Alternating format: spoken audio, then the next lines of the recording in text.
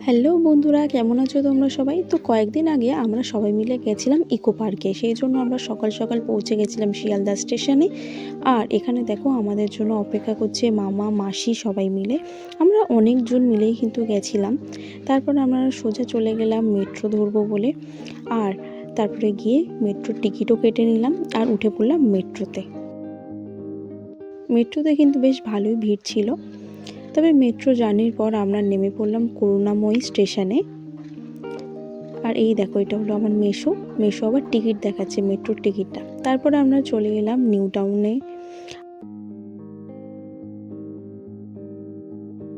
আমার বোন জানি না কেন ডান্স করছিল।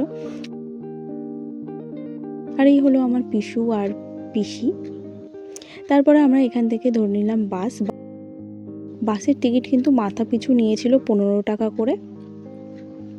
তারপরে আমরা বাসে চেপে চলে এলাম একদম সোজা ইকো পার্কের 4 নম্বর গেটের কাছে। আর রোড ক্রস করেই আমরা চলে গেলাম ইকো পার্কের 4 নম্বর গেটের কাছে। আর এই হলো ইকো পার্কের 4 নম্বর গেট। ঢুকতেই বাঁদিকে তোমরা দেখতে পাবে অনেক বড় বড় বাস দাঁড়িয়ে রয়েছে। তো এটাই হলো পার্কিংয়ের জায়গা। কেউ যদি কার করে বা বাইক করে কেউ যদি যায়, তাহলে এখানে তারা পার্কিং করতে পারবে। আমরা যেদিনকে গেছিলাম সেই দিন হয়তো কমপক্ষে 4 থেকে 5টা স্কুলও সেখানটায় গেছিলো, মানে তাদের স্টুডেন্টদেরকে নিয়ে ঘোরানোর জন্য ইকো পার্কে। তো প্রচুর ভিড়ও ছিল কিন্তু।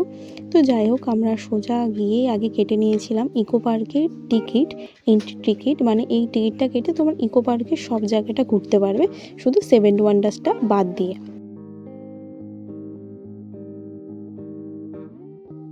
মাথা পিছু নিয়েছিল 30 টাকা করে টিকিট। তো আমরা সবাই টিকিট কেটে নিয়ে চা খেয়ে এবার আমরা ইকো পার্কের ভেতরটা চলে যাব।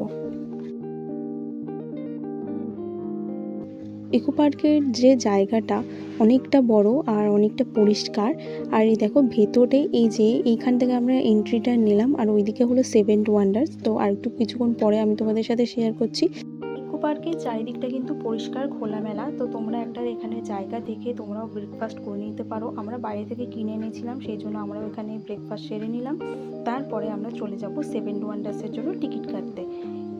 সেন্টারের আশেপাশে কিন্তু অনেকগুলো ফুড সেন্টার আছে, তোমরা এখান থেকেও চাইলে কিনে খেতে পারো। এটা হলো সেভেন ওয়ান্ডার্স দেখার জন্য টিকিট পার হেড নিয়েছে 30 টাকা করে। আর এগুলো হলো লিস্ট, তোমরা এখানটা পজ করে দেখে নিতে পারো কোন জিনিসের কি দাম রয়েছে। আর আমি জিজ্ঞেস করছিলাম বিরিয়ানির কথা। এখানটায় দিচ্ছে 120 গ্রামের চিকেন, আলু, রাইস দিয়ে 200 টাকা। আর চিকেনের জায়গায় শুধু মটন হয়ে যাবে, মটন বিরিয়ানিতে সেটা হয়ে যাবে 300 টাকা। যাই হোক, এই গেট থেকে আমরা এন্ট্রি করেছিলাম। ঠিক আছে, এইদিকে আমরা খেলাম। তো এটাই তোমাদেরকে দেখিয়ে দিয়েছিলাম লোকেশনটা। আর ওই দিকটায় রয়েছে সেভেন ওয়ান্ডার্স। আর এটা হলো ইকো পার্কের পুরো একটা ম্যাপ। এটা দেখে তোমরা পজ করে দেখে নিতে পারো এবং পুরো ইকো পার্কটা ঘুরতে পারো, কোথায় কী রয়েছে। যেমন সায়েন্স সিটি, সেভেন ওয়ান্ডার্স, যেখানে যেটা আছে তোমরা এই ম্যাপের সাহায্যে ঘুরতে পারবে। এরপরে আমরা এন্ট্রি নিলাম সেভেন ওয়ান্ডার্স দেখার জন্য। তো চলো একে একে আমরা সবকটা সেভেন ওয়ান্ডার্স দেখে ফেলি।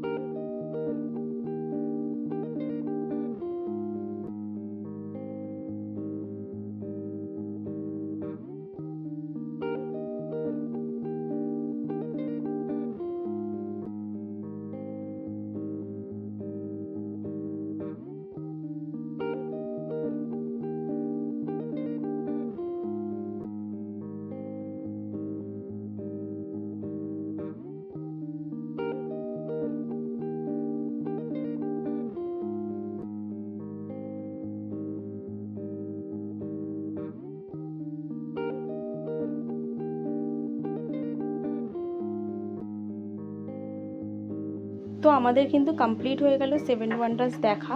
আর এরপরে আমরা করে নেবো লাঞ্চ কিন্তু আমরা বাড়ি থেকে নিয়ে গেছিলাম।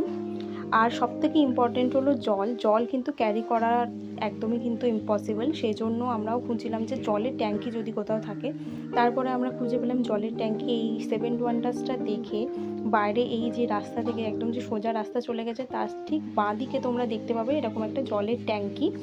আর এখান থেকে কিন্তু তোমরা জল কালেক্ট করে নিতে পারো। তো আমরাও এখান থেকে জল ভরে নিয়েছিলাম। আর এখানটায় দিচ্ছে 1 টাকায় 500 জল আর 2 টাকায় 1 লিটার জল। তো এরকমভাবে দেওয়া ছিল ওখানে কিছু নিয়ম, তো সেই অনুযায়ী আমরাও নিয়ে নিয়েছি, জল ভরে নিয়েছি। এরপর আমরা চলে গেছিলাম বাটারফ্লাই গার্ডেনে। তো কিন্তু বাটারফ্লাই গার্ডেনে এমন কিছুই ছিল না, আর বন্ধও হয়ে গেছিলো হয়তো। তো সেই জন্য আমরা জাস্ট ঘুরে দেখে আশপাশটা চলে এসেছি।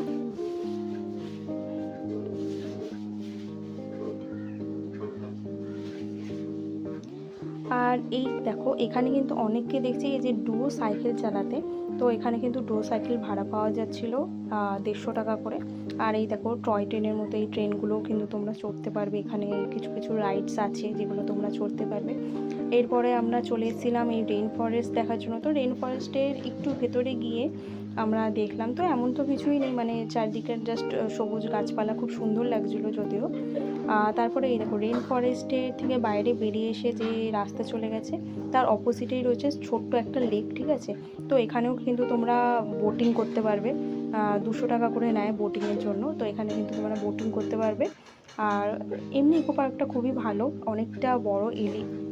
অনেকটা বড় এলাকা নিয়ে তৈরি হয়েছে। আর খুব সুন্দর, চারিদিকটা পরিষ্কার আর খুব সুন্দর লাগছিল। অনেকগুলো রাইডসও আছে, তোমরা করতে পারবে।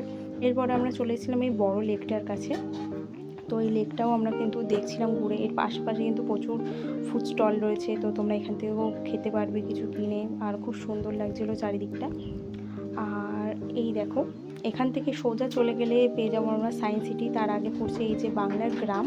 এর ভেতরেও হয়তো কিছু কিছু জিনিস আছে। তো আমাদের কিন্তু অনেকটা টাইমও হয়েছিল, এবার আমাদের বাড়িও ফিরতে হতো। সেই জন্য আমরা সায়েন্স সিটির ভেতরটাও কিন্তু দেখতে পারিনি, কারণ ওটা দেখতে গেলে মিনিমাম 1 ঘন্টা তো সময় লাগবে। আর 1 ঘন্টা সায়েন্স সিটির ভেতরে যে ঘুরবে তার জন্য টিকিট ভাড়া হলো 300 টাকা করে পার হেড। তো যাই হোক আমরা আশেপাশটা আবার ঘুরছিলাম আর একটু খিদেও পাচ্ছিলো, সেই জন্য আমরা আবারও কিছু স্ন্যাক্স খাওয়ার জন্য বসে পড়েছি। মানে চাউমিন নিয়ে গেছিলাম, তো সেই চাউমিনটাই আমরা সবাই মিলে খাচ্ছিলাম। আমাদের কিন্তু ইকো পার্ক থেকে বেরোতে হয়ে গেছিলো সন্ধ্যা। আর চারিদিকটা দেখো জাস্ট দারুণ লাগছিলো, মানে চারিদিকে একদম কালারফুল লাইটস জ্বালিয়ে দিয়েছিলো আর খুবই সুন্দর লাগছিলো ইকো পার্কটাকে।